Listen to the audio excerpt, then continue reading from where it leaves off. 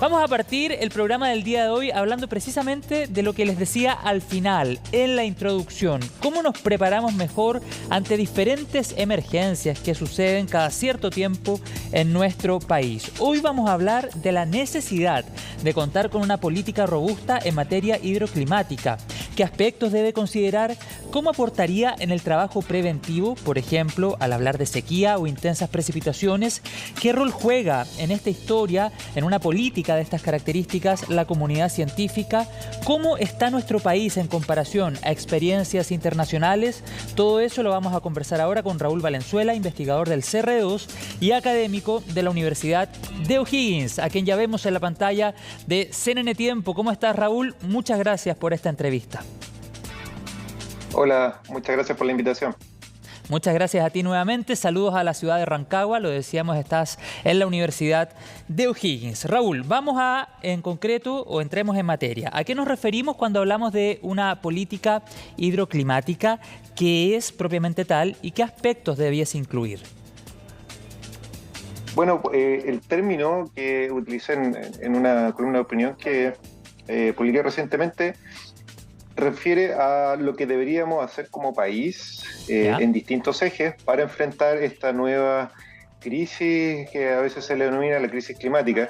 Tiene que ver con estos nuevos patrones que observamos en el clima, tanto desde el punto de vista de las sequías prolongadas, a veces muy intensas, pero también estos periodos de lluvia intensa en poco tiempo.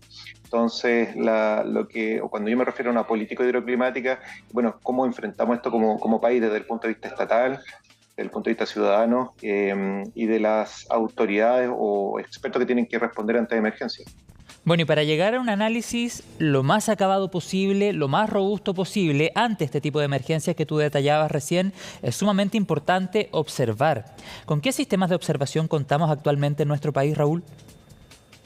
Ya, en términos hidroclimáticos tenemos una red superficial, digamos, para que la gente se lo imagine, son las estaciones meteorológicas, que es bastante extensa. Son casi 900 estaciones que están desde el norte hasta el extremo sur, incluida la parte de Isla de Pascua y las otras islas que pertenecen a Chile, pero no tenemos la capacidad para observar la atmósfera de manera permanente y en su profundidad. Entonces, algunos de los instrumentos que realizan ese tipo de tareas son los radares meteorológicos, que permiten barrer un área extensa en corto tiempo. Hay otros instrumentos que se llaman perfiladores, que también son de tipo radar y que permiten monitorear la famosa isoterma cero. Es tan relevante tanto para las situaciones de emergencia.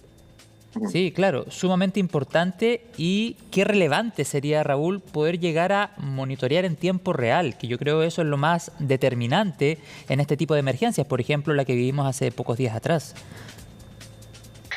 Sí, mira, las estaciones de superficie ayudan a hacerlo en tiempo real, pero son una herramienta diagnóstica. Si uno quisiese adelantarse hasta una hora, por ejemplo, con mayor precisión de lo que lo hacemos hoy en día, el instrumento, la herramienta de observación por excelencia son los radares meteorológicos.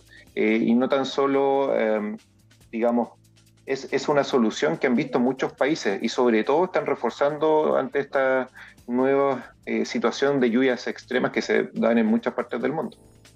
Sí, claro. Bueno, y tenemos entonces, como tú decías, a modo de resumen, para ir, por ejemplo, aterrizando lo que hemos ido conversando. Tenemos las estaciones meteorológicas. De hecho, nosotros en CNN Tiempo, hace algunas semanas atrás, conocimos la que está en Playa Ancha de la Armada. ¿Contamos con radares?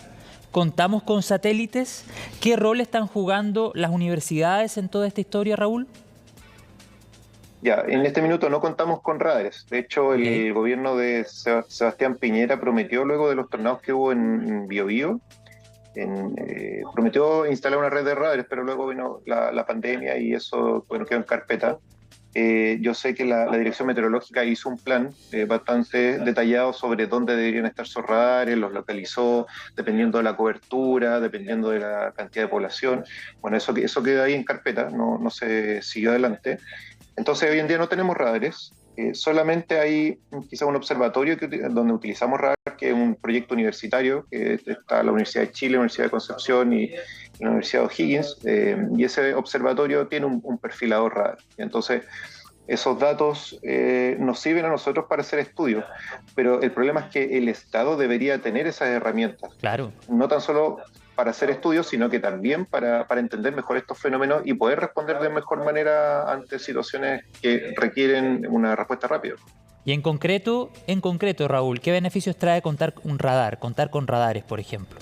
¿Cómo mejoraría el pronóstico, la proyección, el empoderamiento de la ciudadanía también, que es tan relevante?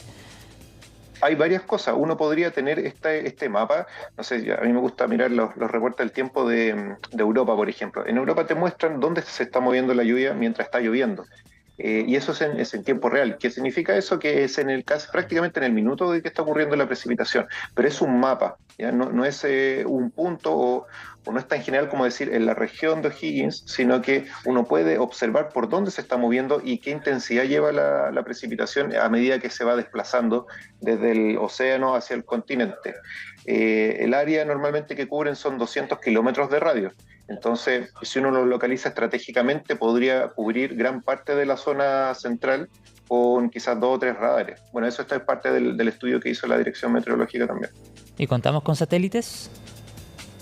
Existen satélites que son satélites de agencias japonesas, estadounidenses y europeas, proveen datos, pero el problema de ese dato satelital, que también es un radar, es el desfase que hay entre el tiempo en que está ocurriendo una emergencia y el momento en que llega el producto. Además que son productos que requieren mayor procesamiento para que sean más precisos. O sea, el primer producto que uno puede acceder puede tener una incertidumbre de, qué sé yo, de un 20%, 30%, y a medida que pasa el tiempo, el producto más preciso aparece después de o cerca de un mes. Entonces, para ciertas acciones puede que sea una herramienta ideal, pero no siempre va a ser la herramienta que va a servir. Entonces, en ese caso, como te menciono, lo que han invertido y han entendido muchos países a nivel internacional, sobre todo de la OCDE, son instalar redes de radares meteorológicos. Claro. Otra pregunta, Raúl. ¿Cómo se está llevando a cabo nuestro monitoreo, nuestra observación en la alta cordillera? Ya. Sí, la alta cordillera tiene algunas estaciones que son parte de la red que mantiene la Dirección General de Aguas. Sin embargo, yo diría que no deben ser más de una decena de estaciones. Ahora tenemos que pensar la longitud del territorio chileno, la parte importante es cordillera de los Andes. Entonces, parece altamente insuficiente que hayan número pequeño de estaciones. Sobre todo pensando que necesitamos cuantificar de mejor manera el recurso hídrico que tenemos en cordillera, ¿cierto? ¿Cuánta nieve cae? Ahora la Universidad de Chile hace poco instaló en una estación que se llama Cerro Tres Puntas en la región metropolitana, y lo interesante de ese proyecto es que los y las investigadoras quisieron instalar el instrumento, pero también que los datos queden en línea. O sea, uno podría seguir, a medida que está lloviendo, uno podría seguir cuánta nieve está cayendo y posteriormente podemos hacer análisis climático de eso, entender por qué cayó eso, dónde cayó, pero lamentablemente es un ejemplo. Como bien digo, la Dirección General tiene esas estaciones, pero también es difícil de acceder a esos datos, tanto a través de su sitio web como hay que contactar a alguien. Entonces, los mecanismos que hay para acceder no son los mejores, ¿no? O sea, podemos decir a esta hora de la tarde, Raúl, que no se está observando a ciencia cierta, por utilizar un concepto, lo que ha sucedido en la cordillera o lo que eventualmente podría suceder con las consecuencias que sabemos han pasado en otras emergencias. O sea, lo estamos haciendo. No, sí, la DGEC tiene buenos instrumentos, tiene buenos profesionales haciendo eso. Pero podría ser mejor. Pero podría ser mucho mejor. Podríamos tener estaciones en muchos más lugares, zonas clave. No sé, yo entiendo que acá en O'Higgins debemos tener 1 o 2 estaciones sobre los 3.000 metros o cerca de los 3.000 metros, cuando tenemos muchas alturas que exceden esa altitud. Entonces, podríamos hacer un mejor esfuerzo para conocer nuestro hidroclima de la montaña, sí, efectivamente. Claro, y además no tenemos cubierto todo el territorio nacional. De hecho, en la columna que tú publicaste, que estábamos conversando al comienzo de la entrevista, también haces referencia a el sistema de monitoreo que falta, por ejemplo, en sectores del norte de nuestro país. Pareciera que el esfuerzo y lo que se ha avanzado se ha concentrado mayormente en el centro y en el centro-sur. Claro, uno puede entender esa lógica desde el punto de vista que es donde vive la mayor cantidad de gente, ¿cierto? Estamos concentrados en la zona central, estamos concentrados en el valle principalmente, pero si queremos entender a cabalidad cómo se está comportando el cambio climático y cuáles pueden ser sus efectos, necesitamos observaciones en otras partes también, ¿cierto? Sí, claro. En el norte grande, uno tiene que empezar a ingeniárselas para ver dónde puede sacar más datos de los que hay disponibles, al menos públicamente. A veces las empresas mineras tienen observaciones que a veces parece lógico, no las tienen en línea, ¿cierto? Pero hay que acceder, comunicarse, etcétera. Pero yo creo, esto es una cuestión muy personal, el Estado debería preocuparse de levantar esas observaciones en todo el Raúl, territorio, no tan solo donde vive la gente. ¿es rudimentaria la tecnología con la que hoy trabaja el Estado? Yo siento que sí, yo siento que hay mejor tecnología o tecnología más moderna para poder enfrentar eventos extremos asociados al cambio climático, como entre eso los radares, los perfiladores, eh, también el acceso a esa información, o sea que las plataformas en que uno pueda, tanto mundo científico, la gente de los servicios o un ciudadano que no es del área científica pueda acceder y pueda ver cómo se está comportando en su comuna, no sé, los niveles de Ese es un río, entre tema, otras cosas. sí, ese es un tema sumamente relevante porque es una manera de empoderar a la ciudadanía, a las comunidades que cuenten con información que sea entendible, por supuesto, para ir mejorando las decisiones que puedan tomar respecto, por ejemplo, a los territorios donde deciden vivir. Ahora bien, también hay que consignar que hay muchas personas en nuestro país que no tienen la opción de decidir en qué territorios quieren vivir. Ese es un tema también que no hay que perder de vista. Ahora, cuando yo te hacía la pregunta respecto a si el Estado funciona de manera rudimentaria, pienso en la institucionalidad. Pienso, por ejemplo, en la Dirección Meteorológica o la Dirección General de Aguas. ¿A ellos apunta la crítica que tú hacías recién? Sí, esto conversando con otros colegas también, ¿eh? Siempre nos... bueno, es parte también de la tarea de los científicos y científicas estar cuestionándose las cosas como son, si es que hay alternativas. Entonces uno puede ver que acá en Chile la Dirección Meteorológica depende de la Dirección General de Aeronáutica Civil, que la Dirección General de Aguas depende del Ministerio de Obras Públicas. Entonces la pregunta que al menos yo planteo en esa columna, bueno, ¿será la institucionalidad que necesitamos para responder a estos nuevos eventos? Imagínate que al final los seres humanos nos estamos acostumbrando a 10 años de sequía y tenemos un año en que llueve todo lo que no ha llovido en 10 años. Y mira las Entonces, consecuencias. y las consecuencias que hay, tanto en vidas como económicas. Entonces la pregunta ¿es la institucionalidad que necesitamos? ¿Las misiones que tienen hoy en día son las correctas? Son una serie de preguntas que obviamente deberían responderse en conjunto, ¿cierto? No tan solo, yo creo que ahí le estoy dando un ámbito muy científico, pero deberían ser en otros ámbitos de la sociedad también. Bueno, y de hecho la comunidad científica debiese tener un rol también mucho más protagónico. A modo de resumen ejecutivo, Raúl, porque estamos en el tiempo, ¿cómo sería el escenario ideal? ¿Qué elementos debiese incluir una política hidroclimática? Que es todo lo que hemos estado conversando, pero te pediría lo pudiésemos resumir en una respuesta para que quede como una conclusión luego de esta entrevista. Ya hablamos de tecnología, de la ciudadanía, pero me gustaría que tú nos pudieses hacer el resumen de los aspectos principales que debiese incluir dicha política.